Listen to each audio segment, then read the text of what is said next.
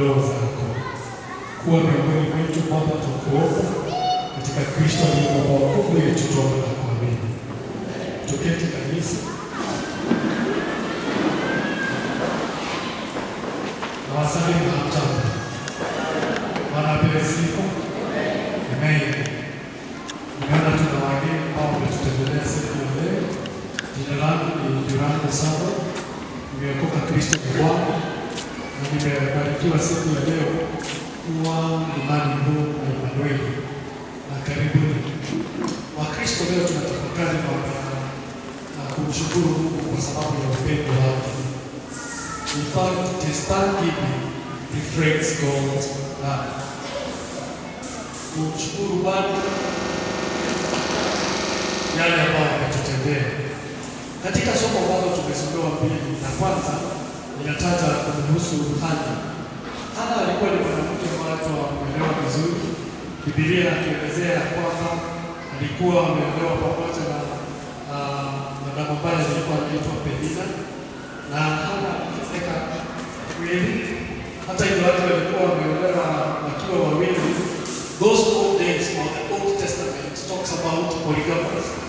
Na ilikuwa ni kama vile wale ambao ni wazee kama mimi, tumekuta familia ambazo kuna bibi wa pili, watatu hivi. Lakini siku hizi hatuna hiyo jambo. Ni adimu sana kukuta legally existing wife, but we know there are many other wives somewhere. Concubines, concubine. But here we have a legally married second wife called Hannah. Hakuweza kupata mtoto. The lady was married. Na alipitia makali ya maneno mengi ambayo alikuwa anarushiwa na Penina.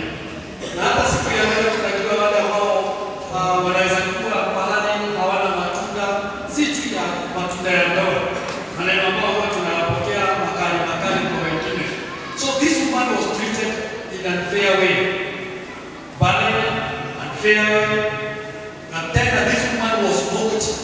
Alikuwa anadhihakiwa na Penina, na pengine na wake wengine wa kijiji wakimuuliza, pengine wakisema ina mokare na ukimwona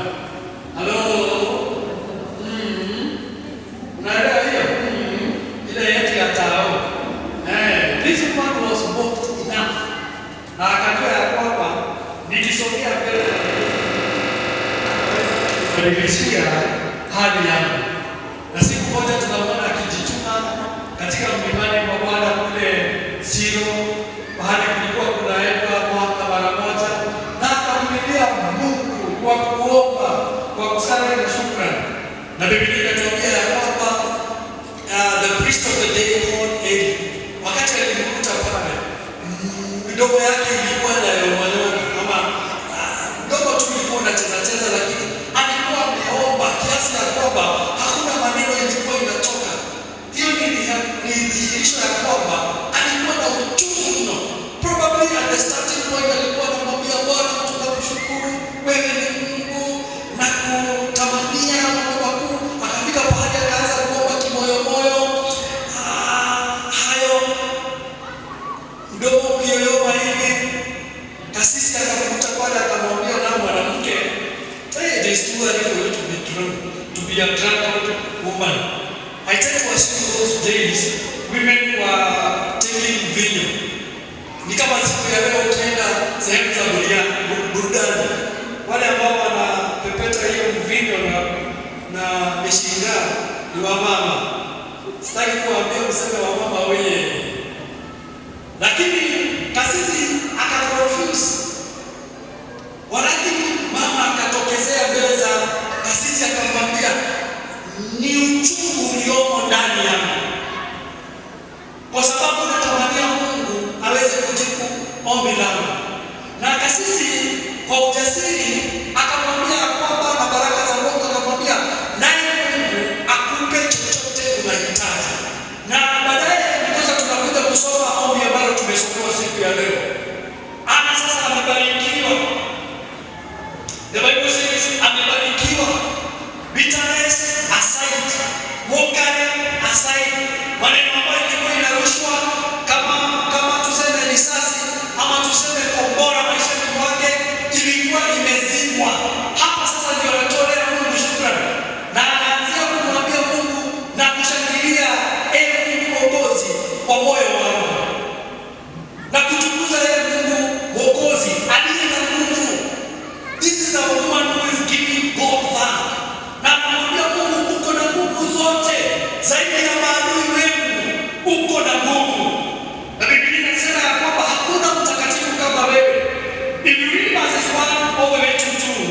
the second verse, you can see Hannah expressing what we call praise to God, kwa sababu amemtendea. Sasa alikuwa analia, sasa yako na mtoto. Na Biblia inatuambia kwamba ukisoma Biblia na Shara ama Hana anasema ya kwamba na kusiwe mtu wa kujivuna. Verses 3, anaomba remind us of a verse. Kusiwe mtu ambaye alijibiwa ombi lake, akaomba Mungu akajibiwa, akakuwa na majivuno. Tukajua yote ambayo tumefanyiwa hata sisi siku ya leo ili mkono wa Mungu, neema za Bwana na baraka za Mwenyezi Mungu. Tuseme amen. And this is why now Hannah, verses 3 all the way to the 8th one, the 8th verse, anamwambia Mungu asante. Tukipitia katika lile somo utaona uzito wa maneno ambayo anayatoa mbele za Mwenyezi Mungu. Anasema ya kwamba pindi za wenye nguvu zimevunjika, na hapa pindi ni kama kusema yale maneno makali makali. Amenitendo kuna watu ambao wako na maneno ambao ni makali, huwa inadunga, inaingia kilindini mwa moyo wetu. Hapa wakati Hana anasema pindi za wenye nguvu zimevunjika, hapa ni kama anasema ya kwamba umedharaulisha ama umevunja yale mambo ambayo imefanywa, lakini wadhaifu wanaendelea kupata nguvu. Wale ambao hawana nguvu wanapata nguvu.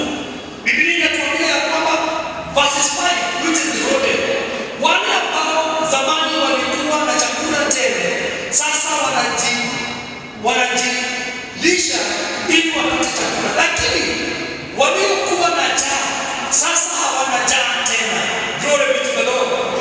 Can you imagine woman giving God thanks? Anasema wale ambao hawakuwa na chakula, I wish the online thing can be working. Tungetembea vizuri sana hapa. Anasema wale ambao hawakuwa na chakula sasa hawana njaa tena. Mwanamke Taza alijifungua watoto 7. In fact 7 means number of children. Alipata watoto wengi. Biblia inatuambia kwamba yule ambaye alikuwa na mdhihaki, tuseme Penina, alikuwa anaona watoto. Hello church. Watoto wa Hana ndio pia tunawaona hapa. Mtu mmoja ambaye ametajwa kwa Biblia ni Samueli. Na ukiangalia kitabu kwa kina na kwa undani, hakuna mahali tumetajiwa mtoto mmoja wa Penina. Lakini yule mtoto mmoja ametajwa hapa ni Samueli. Na Samueli mjue si mtoto hivi. And I love the Lord because I'm named after this judge of Israel. In fact, Samuel serves as the last judge of Israel. Tuko pamoja? Ni judge wa mwisho wa Israeli. Alikuwa ni mtu wa kuja kutengeneza mambo, kutamanisha wana wa Israeli waweze kumfanyia Mungu sacrifice ambayo inafaa. Biblia inatuambia kwamba mwanamke Tasa sasa amepata watoto 7. 7 means many. When we say God, Mungu anafungua njia 7, tunasema anaweza kufungua njia nyingi. Biblia inatuambia kwamba Hana akasimama akasema ya kwamba sasa Mungu amenibariki na watoto wengi tena mno. Tuseme amen. Are we together? Na wakati huyu madama anaitwa Hana alimtolea yule mtoto kabisa. He fully dedicated that child to the Lord. Na akamwachia Eli yule ambaye alikuwa anamuona mdomo wake ukiomba kwa uchungu, akamwachia yule kijana afanye kazi ya Mungu. Biblia inatuambia kwamba akambariki na watoto wengine wengi. And I want to remind us, we need to reflect more on thanksgiving or giving thanks to the Lord because of His love. Sisi tuna uwezekano tumebarikiwa na watoto, na ni vizuri tuweze kuangalia pale nyuma ama siku ambazo zimepita, mambo Mungu alitubariki nayo. Kuna wakati hatukuwa na kazi, Mungu akatubariki na kazi. Kuna wakati hatukuwa tumeolewa, tukaolewa. Tu wake ambao wameolewa, tu wanaume ambao tumeoa. Tuna wale ambao tulikuwa kwa ndoa, tukakuwa hatubariki, tukatoka. Neema ya Bwana ingali pamoja na sisi, tukielekea kumtumainia. We need to give God thanks because of all that. For what God has been able to do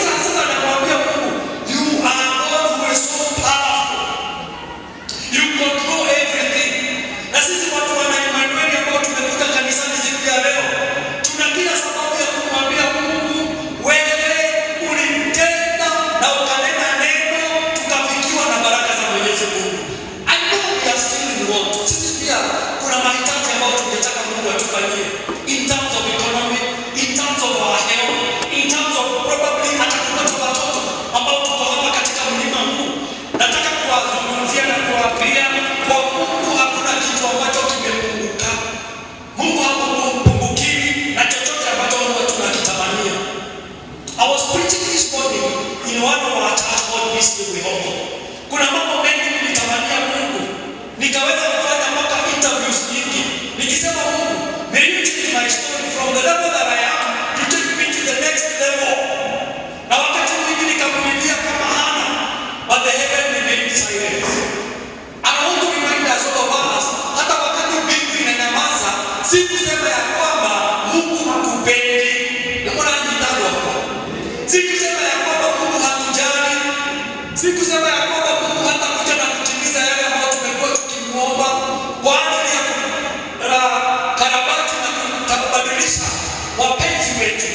Na mambo mengi ambayo tunamtarajia atakuja kufanya hapa nchini Kenya. May the Lord continue commanding His blessing in this nation, changing this nation for better. We are the Hanas of today. Tulipatia sacrifice, tukamuomba, tukafanya mengine, tukafanya miscalculation pale katikati. But may He continue commanding our situation in the mighty name of the Lord Jesus Christ. And I can see a woman who was full of humility. Wakati anakuja pale na the priest anaambia kwamba mwanamke ni mapema sana kulewa. This woman goes. The other maneno huwa anatoa chapter 1 of Samuel, 1 Samuel chapter 1. Anazungumzia kwa upole, kwa mtumjibu yule ambaye alikuwa ni kasisi. Baadhi wengine wangeweza kutoa maneno ambayo ni machungu tena mno. If we think about thanksgiving that we need to reflect about God's love, may we be full of humility. Wale ambao wametendewa, let us humble before the Lord. Na ukitendewa, ujue sisi tuko nyuma. Ni vile tu hatutabishwa ama hatutapewa kile ambacho tumekuwa tukiomba. Hallelujah. Usijivune kwa sababu umefanyiwa. Verse 3 inasema wacheni tusijivune. Verse 3 of the same chapter. Tusijivune kwa sababu ya mambo mengi ambayo tumefanyiwa. Wale ambao tuna drive tujivune. Wale ambao tuko na makao tujivune. Wengine wadani pale nyuma wafanyiwa. In fact wewe umetendewa, umetoka kwa rai. Next ni wale ambao hawajapewa. Katika jina la Yesu Kristo. Hallelujah. Biblia inatuambia ya kwamba ukiangalia yule mwanamke ile sala ya shukrani ambaye anamfanyia Bwana, inakuonyesha yule mwanamke anajua ya kwamba furaha yote yatoka kwa Bwana. Amepatia yeyote mwanzo mpya. Semeni amen. God is the source of our joy. And let me tell you, He is not only the source of joy, He brings happiness in our life and new beginnings. And I say this, Mungu hatamalizana na wewe. Endelea kumpatia sifa na shukrani kwa sababu ya upendo wake. Nawe utaendelea kuona vile alivyo mkuu. Angalia Hana akiwa kama kanisani akilia. Akirudia kwamba wameenda Yerusalemu, where they used to go once per year, wamemaliza ibada, anashindwa mimi nitaenda nyumbani. Nitaenda nyumbani nikutane na akina Penina. Anatoka Penina za mimi, Penina in your life. Anashindwa kwamba tumemaliza ibada, lakini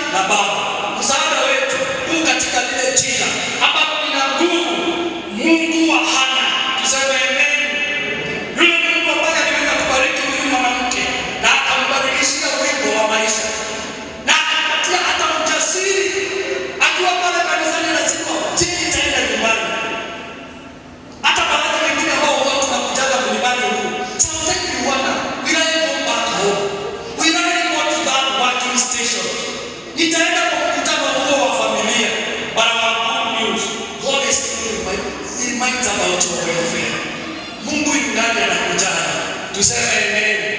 Haleluya. Na wakati siku ilifika, Hana akajifungua mtoto wa kwanza, akanyamazisha Penina. Tuseme amen. Nasi tuna Mungu wa mbinguni, wakati mwingine huwaga anashuka ananyamazisha mapenina wa ulimwengu huu wote, anawaambia wananyamaza, na wanajua kwamba Mungu huwa anatembelea watu wake. May you receive the portion that God can also come and rescue you in the mighty name of the Lord Jesus Christ.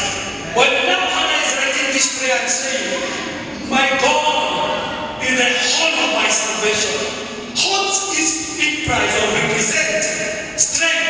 Hata wale wanyama ambao wako na zile horns, wakati wanapigana, wacha nikuambie, Hana ni kama alikuwa anasema, my strength is in the Lord.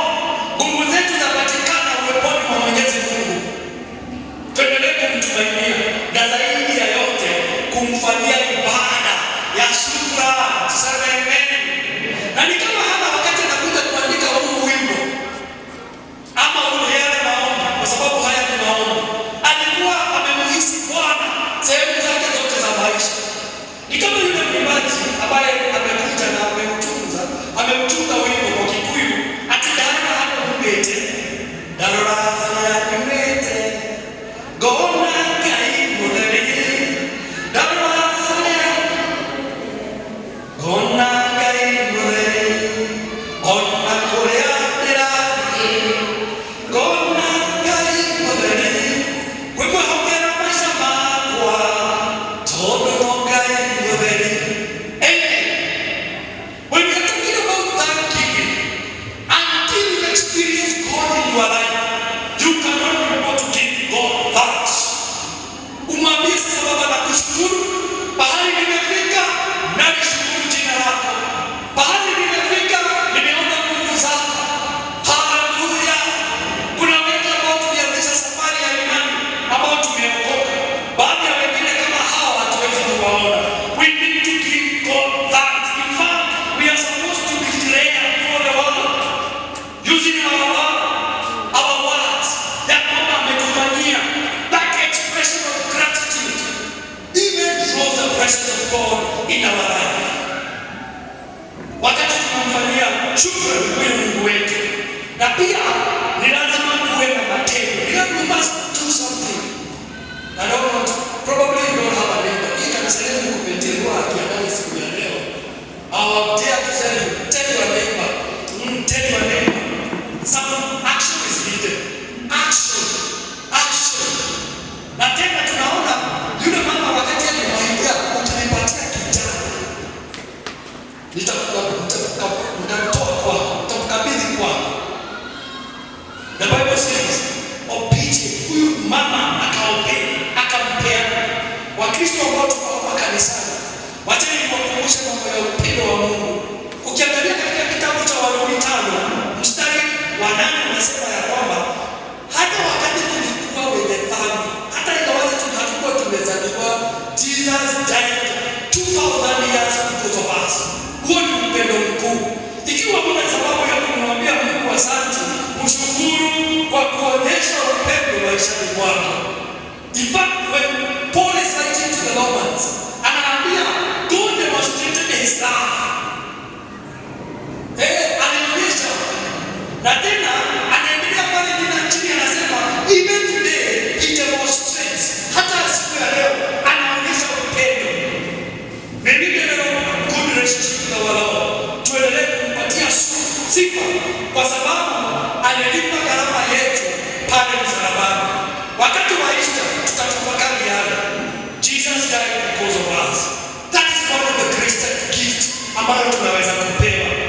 Na ni vizuri tukajua ya kwamba hata ingawaje hatukuwa watu wa kupendeka, watu ambao wangefiwa pale msalabani, Jesus did something because of us. Hallelujah. If you learn something, if you learn anything, to give God thanks, mshukuru kwa sababu ya kuja na kupeana mwana wake wa pekee akafa kwa ajili ya maisha yako. Tuseme amen.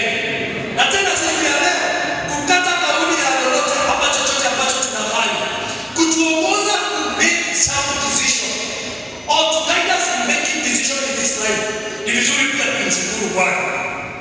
Hallelujah. Wale wale tuliga na jambo gani tutenda jambo. We have numerous ways why or reason why we should give God that. Kuna wakati tulikuwa tunalia.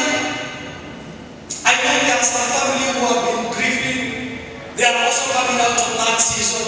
But God has been so gracious to heal them and to stand again. It's another reason why we should give God that. Kuna wakati tulikuwa chini mno, Mungu akatubariki.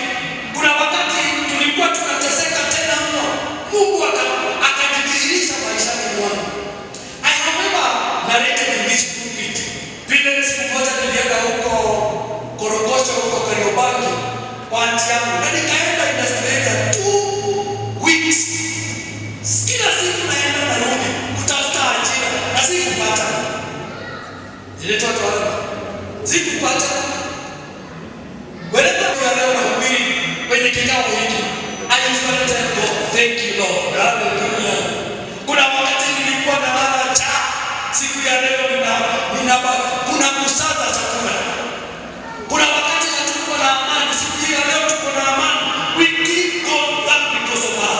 Number one, we give God that because of his love. Tuseme amen. Tunaanza kukosa za kuonekana na macho, lakini upendo wa Mungu ni kitu moja ya kumwambia Mungu asante. Tumekuja kusema asante. Nimekuja kusema I wish I was saying Nyorosa vizuri sana. I have come to say thank you Lord. Thank you because of your love. Na mkumbuke ule upendo na waambia wa Bwana ni wa kila siku. Tell wa neighbor, no hapo tena. In fact ni wa kila saa. The love of God is daily. Hallelujah. And this is why you see Hannah going and writing this prayer. Anasema ya kwamba nao gari wewe wa kudumu wote. Na hii ile unainua machozi inatoka.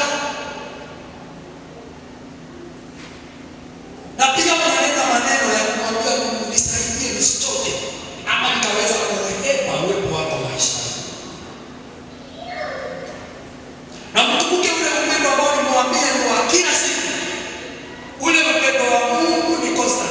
Haubadiliki. Hello. Upendo wa Mungu utakuwa hivyo maishani mwetu. Mungu wetu habadilishi ule upendo. Karaye maina sawa wazo wa yale ndoa. Hata ingawaje wakati mwingine tunaweza kubukiwa, tufanye dhambi, uwepo wa Bwana na upendo wa Bwana ungane kwa uhisi maishani mwetu. Tuseme amen. Hallelujah. That is the beauty of everything in the kingdom of the Lord. His love is constant.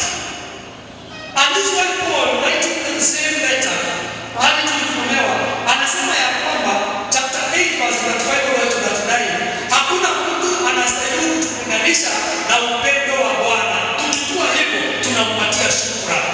Tuseme hallelujah. Tunamshukuru Bwana, tunamwambia asante kwa mambo mengi umetufanyia. Tukitazama miaka ambayo imepita, siku ya leo na bahari tunasonga, Bwana asante. Hallelujah. We don't know what tomorrow holds for us, but we know where we are today, but we know who holds our future. Na ndio leo hatujui kesho itakuwa namna gani. Baadhi wengine huona tuna wasiwasi mwingi. Though wakati mwingine kuna wakati napotaka na shock, ninajiulizana tena nikikufa nikutakuaje? Mazishi yangu itakuaje? Watoto wangu leo ninabaga kuheshimu shirika kwa kastiga. Nina ngoma. But the reminds me, ni mimi huwa na yote. Nilianza kukuambia who holds and controls the world is God himself. Don't mind about tomorrow. Don't worry about your future and your health. Your health is in the hands of the Lord.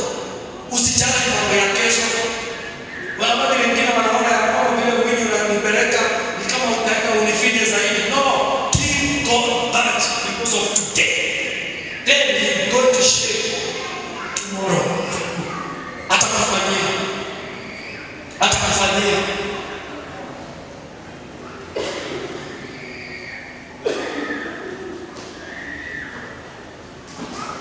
tutafakari mambo ya upendo wa Mungu na tuendelee kupatia shukrani. Tuseme amen. Hallelujah. Do you have reason to give God thanks? One or numero, moja ama nyingi sababu. Hello, tusimame watu wa Emmanuel. Una sababu ya kumshukuru Mungu. Siku ya leo tulikuwa tunatafakari kumrudishia Mungu shukrani kwa sababu ya upendo wake. Tuseme amen. Kuna wimbo tulikuwa tunaimba tunasema kiasi ya kwamba upendo wa Mungu unanizunguka zunguka. Ukijua hilo, you have the reason to give God thanks in the mighty name of the Lord Jesus Christ. Mungu tunakushukuru kwa kutuleta mlimani huu wa Emmanuel. Umekuja kutukumbusha ya kwamba kuna mengi tulilia kwa uchungu, mengine ukatibu kama wakati wa Hana. Kuna mengi ambayo pia tunakuaminia. Yale ambayo unajibu pia tutaendelea Baba kungojea kwa sababu yuaja na ujira wako katika jina la Yesu Kristo. Tusaidie kuendelea Baba kupatia shukrani katika matendo yetu, katika hali ya maneno yetu na kwa utiifu wetu, kwa sababu wewe ni mwingi wa fadhili. Sisi kama watu wa Emmanuel tusaidie kutii, na kutii ni mwanzo wa kupokea baraka zetu. Hana alifika pahali akaweza kuinua jina lako zaidi ya majina yote ya ulimwengu. Nasi kama wana Emmanuel tunainua jina lako zaidi ya yote kutuleta milimani.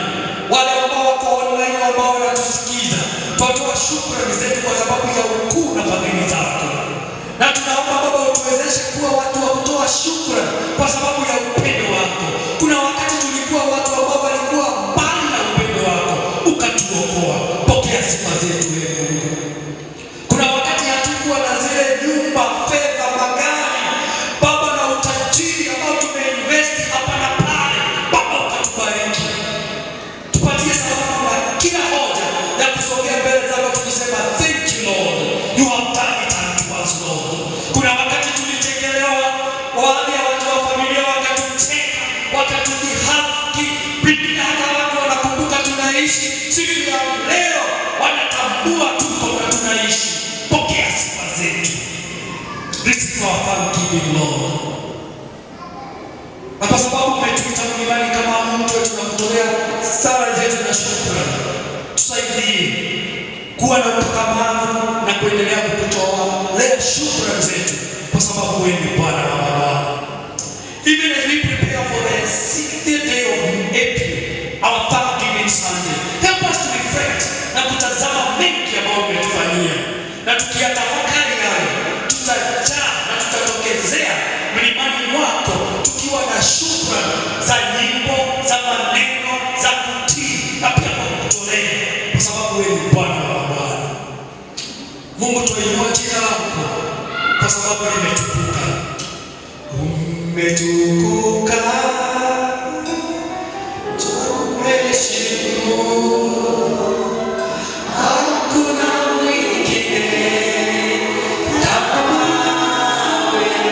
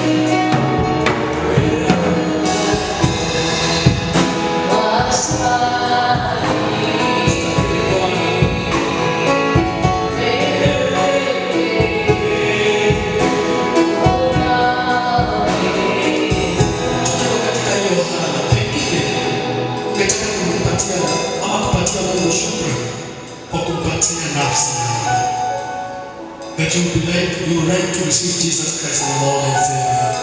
This is your hour. Na kwamba Mungu, ningetaka kusema asante kwa upendo wa Kalvari. Do you want to give your heart to the Lord?